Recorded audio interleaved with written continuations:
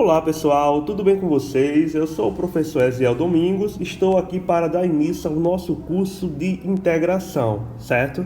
Aqui na direita está meu Instagram, eu peço para vocês me seguirem, por favor, @prof.eziel_domingos. Lá eu divulgo muito material de estudo, dicas de livros e publico também a minha rotina de estudos, ok? Então, o que é integral, professor? Por que o senhor vai dar um curso de integral aqui no YouTube? Integral é uma ferramenta muito importante na matemática, certo? É uma ferramenta que provavelmente todos os alunos que vão fazer uma faculdade de exatas estudam integral nas disciplinas de cálculo 1 ou cálculo 2. E integral é muito usado na física, na engenharia e em outras áreas das ciências, certo? Então, antes de eu começar a ensinar vocês a calcular a integral, eu gosto de sempre dar uma motivação, por que estudar integral? Como foi que surgiu a integral, certo? E essa minha motivação vai ser através de 3 problemas clássicos do cálculo, certo? E o primeiro problema vai ser esse aqui, o problema da antiderivada. Professor, em cálculo 1 eu estudei o problema da derivada. Mas o que significa a antiderivada? Essa ideia de antiderivada é o que vai dar origem ao que a gente chama de integral indefinida. Beleza? Então vamos lá começar revisando o problema da derivada. Porque a partir do problema da derivada, a gente entra no problema da antiderivada. Ok? Então vamos lá revisar o problema da derivada, que é um problema muito clássico do cálculo 1. É o problema que deu origem à ideia de cálculo 1, ao cálculo diferencial e integral, certo? Então, basicamente, o que é o problema da derivada? Vamos supor que eu tenho uma função f de x, certo? E essa função f de x, ela tem um certo gráfico. Por exemplo, eu vou dizer que essa curva aí em vermelho é o gráfico da função f de x, certo? E vamos supor que em qualquer ponto dessa curva, em um ponto genérico, por exemplo, esse ponto aqui, ponto P, que tem abscissa x e ordenada y, eu queira encontrar a equação de uma reta tangente que passa por esse ponto. Ué, professor, mas por que a gente quer encontrar a equação da reta tangente em um ponto genérico do gráfico? Porque, pessoal, a reta tangente, ela me dá o quê? A taxa de variação desse gráfico. Ou seja, quanto maior inclinada, maior a taxa de variação, certo? E o mesmo acontece, quanto menor inclinada for a nossa reta tangente, menor vai ser a taxa de variação dessa função. Por isso que a gente fala que a derivada surge sempre desses problemas geométricos, né? E a derivada nada mais é do que encontrar a taxa de variação de uma função, certo? Então, esse é o problema da derivada. O nosso objetivo é, se eu tenho essa reta tangente, como é que eu faço para encontrar o coeficiente angular dessa reta tangente? Porque encontrando o coeficiente angular é muito mais fácil de encontrar a equação dessa reta tangente. Beleza? Então, como é que a galera resolveu esse problema? Foi a partir de aproximações de reta secante, aí aproximava a reta secante da reta tangente, usando a ideia de limite, certo? Não é o objetivo dessa aula, só vou falar rapidamente como é que eles fizeram isso, tá? Então, no cálculo 1, é visto que o coeficiente angular dessa reta tangente é o que dá origem ao que a gente chama de derivada da função. Então, o coeficiente angular da reta tangente é igual à derivada da função f de x, certo? Que essa é a notação de Leibniz para a derivada de f de x, certo? Professor, mas qual é a definição de derivada? A derivada é dada por um certo limite, certo? Que é esse limite aqui, ó. O limite, quando h tende a zero, do f de x mais h menos f de x dividido por h, certo? Professor, eu não entendi nada. É porque o objetivo da nossa aula é falar sobre o problema da antiderivada. Mas caso você queira saber como é que chega nessa definição de derivada, manda uma mensagem nos comentários, deixa um comentário pedindo uma aula sobre a definição de derivada, ok?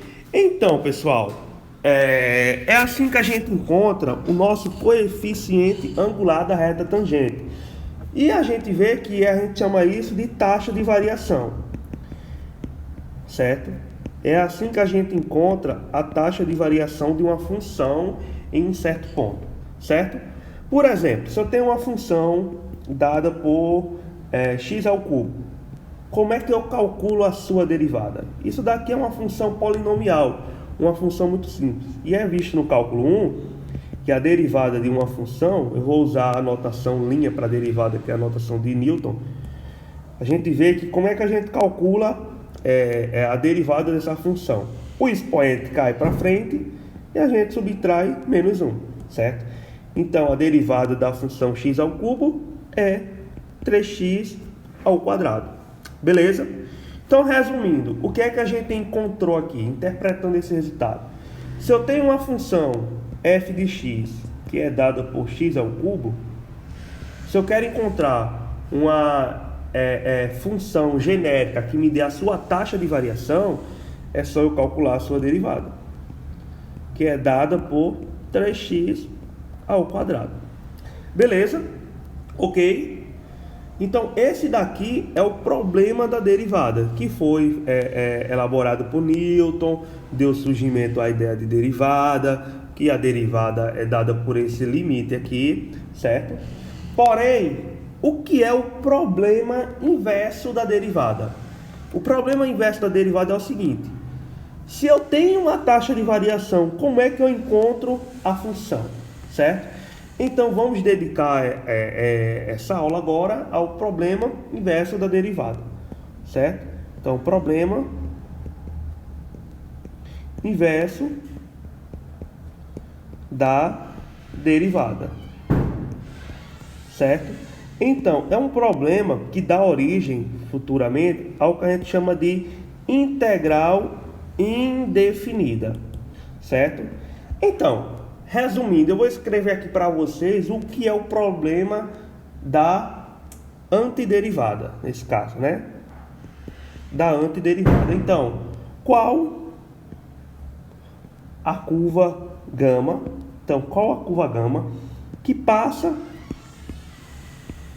pelo ponto A igual a 1 e menos 1 e em um ponto genérico, eu vou chamar esse ponto genérico de ponto P de XY, tem uma declinidade ou declividade 3x ao quadrado.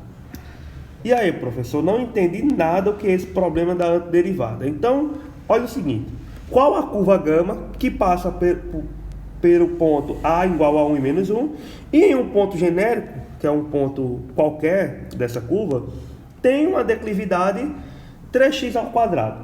Beleza? Pessoal, quando eu falo em declividade, eu estou querendo falar em taxa de variação. Então, essa curva gama, ela é a curva de alguma função f. Então, eu estou querendo saber o seguinte: qual é a minha função f, que tal curva passa por esse ponto A igual a 1 e menos 1, e em um ponto genérico, essa função f ela tem taxa de variação 3x ao quadrado. Como vocês acabaram de ver o problema da derivada, vocês já sabem qual é essa função f. Mas eu vou aqui propor esse problema para vocês. Então, vamos supor aqui, que eu tenho novamente o gráfico dessa minha função que eu quero encontrar, né? Só que a gente sabe que essa função passa pelo ponto A, que é o ponto que tem coordenada 1 e menos 1, esse é o meu ponto A, certo? Vamos supor que esse é a curva gama, certo? Eu não sei quem é essa curva. E em um ponto genérico, vamos supor nesse ponto aqui, no ponto P, abscissa x e ordenada y, essa reta tangente, a reta tangente que passa por esse ponto tem a seguinte declinidade, 3x ao quadrado, que é o que? O nosso coeficiente angular, certo? 3x ao quadrado, em um ponto genérico, certo? Então, vamos lá encontrar qual é a função, qual é a curva, ou melhor, qual é o gráfico da função que passa por esse ponto A, e nesse ponto genérico tem essa tal taxa de variação, declividade 3x ao quadrado, certo?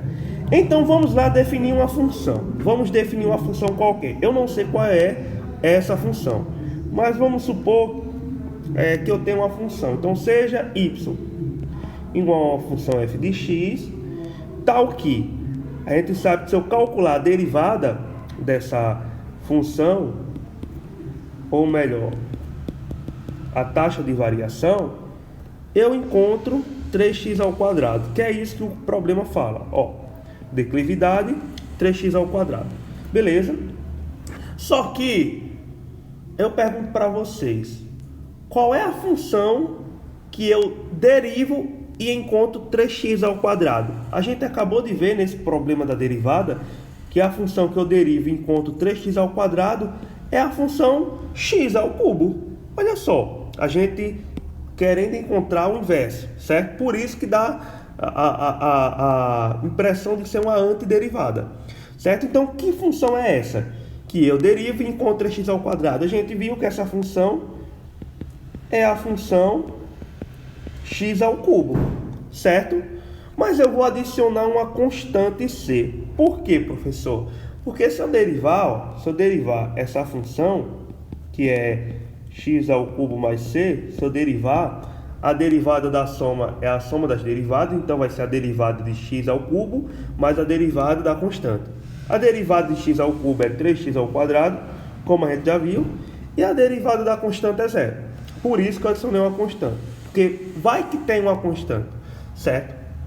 Então, mas professor, como é que a gente faz para encontrar essa constante? Vamos usar o ponto A. Se a gente usar o ponto A, que tem coordenadas 1 e menos 1, como é que fica? Ó, vou usar nessa equação. Então, o y é menos 1, o x é 1 ao cubo, mais a constante, certo? 1 ao cubo é 1, passa 1 para o outro lado, então fica, ó, menos 1 igual a constante c. Dessa forma, a minha constante c é igual a menos 2, certo? Por fim, quem é a minha função f de x? A minha função f de x é igual a x ao cubo menos 2. Olha aí. Então, eu resolvi o meu problema da antiderivada, que a gente chama de problema inverso da derivada, que é qual é a curva que passa por esse ponto A e em um ponto genérico tem essa declividade. A gente viu que é essa função. Então, essa curva gama nada mais é que o gráfico de f de x. Beleza? Então, resumindo, o que é o problema inverso da derivada? É o seguinte, ele quer saber qual é a função f de x tal que a derivada dessa função f de x é igual a 3x quadrado e a função f aplicada quando x for 1, o meu y é menos 1. Então, a gente viu que essa função f de x é igual a x ao cubo menos 2, certo? Professor, mas o que isso tem a ver com integral? É essa ideia de antiderivada, encontrar a antiderivada, que dá origem ao que a gente chama de integral indefinida. E vocês vão ver nas próximas aulas, lá pela aula 4, 5, que essa minha função f de x, que a gente chama de função primitiva, porque é a função primitiva da derivada, é dada pela a integral da função f' de x, que é a declividade, dx, mais uma constante, certo? É essa a ideia de antiderivada, de encontrar funções primitivas que dá origem à integral indefinida. Ok, pessoal? Então é isso aí. Obrigado por acompanhar a aula até o final.